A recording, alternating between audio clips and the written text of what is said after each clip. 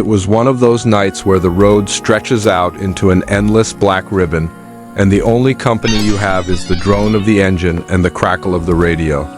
I was hauling a load of lumber up through the mountains of West Virginia, a route I'd driven 100 times before. The miles were starting to blur together, and I was fighting to keep my eyes open. To break the monotony, I started fiddling with the old CB radio, hoping to catch some chatter from other drivers. I spun the dial, past the usual channels filled with trucker talk and static, and landed on a spot that should have been dead air.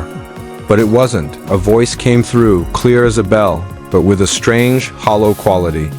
It was a man speaking in a calm, almost hypnotic tone. "The lonely road unwinds," he said, "through pines that whisper secrets to the moon." It was poetic, kind of eerie, but I was just glad to hear another human voice. I kept listening. A Peterbilt Model 389, chrome glinting under the pale light, rumbles past mile marker 73 on Route 33. I sat up straighter.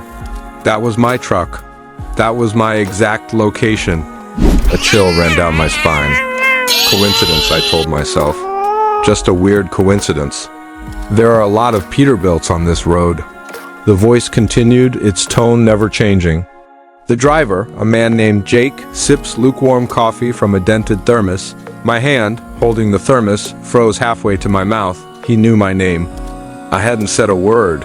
My heart started hammering against my ribs. I grabbed the mic, my hands slick with sweat. "Who is this? How do you know who I am?" I yelled into it, only static answered. But the voice on the channel kept going as if I hadn't spoken at all. "He's been on the road for 14 hours. His eyes are heavy. The thermos is nearly empty, just like his luck.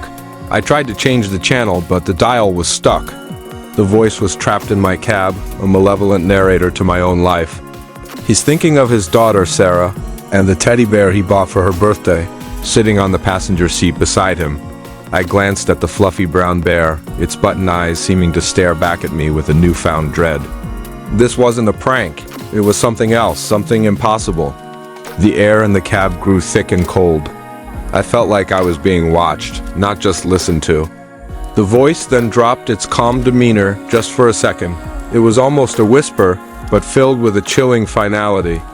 "At mile marker 77, where the old oak tree leans over the asphalt like a waiting gallows, the journey ends.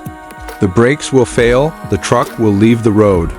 Jake will not see another sunrise." My blood ran cold. Mile marker 77 was just a few miles ahead. I knew that spot, the sharp, unforgiving curve with the gnarled old tree. Panic seized me. I slammed my foot on the brake pedal to test it. It went straight to the floor? Nothing. I pumped it again and again, but it was useless. The air brakes were gone. I was barreling down a mountain pass with no way to stop. The voice on the radio returned to its calm, narrative tone. "Panic is a useless emotion," it said softly. "Acceptance is the final freedom. The pines are waiting. The silence is calling." I was wrestling with the wheel, trying to use the gears to slow the rig down, but the incline was too steep. The truck was picking up speed, a runaway train on asphalt.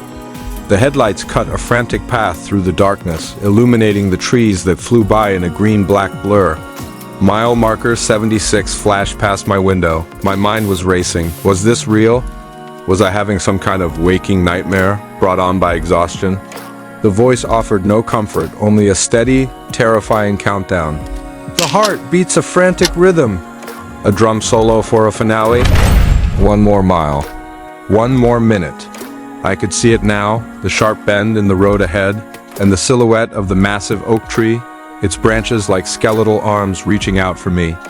I gripped the wheel, my knuckles white, bracing for the inevitable. The voice spoke its final words. "The end of the road is not the end of the story. It is merely the end of the chapter." And then, as my headlights illuminated the base of the tree, the voice on the radio was joined by another sound. A new sound coming from just outside my driver's side door. It was the slow, deliberate crunch of footsteps on gravel. Someone was walking alongside my speeding truck. The voice on the radio whispered one last thing, a sound that wasn't a word but a dry, rasping chuckle. The footsteps stopped right at my door. The truck plunged into the darkness of the curve, and everything went silent. The radio, the engine, my own screaming, all of it gone. The only sound left was the crunching of gravel, getting closer and closer to the wreckage. I wonder who it will find in here.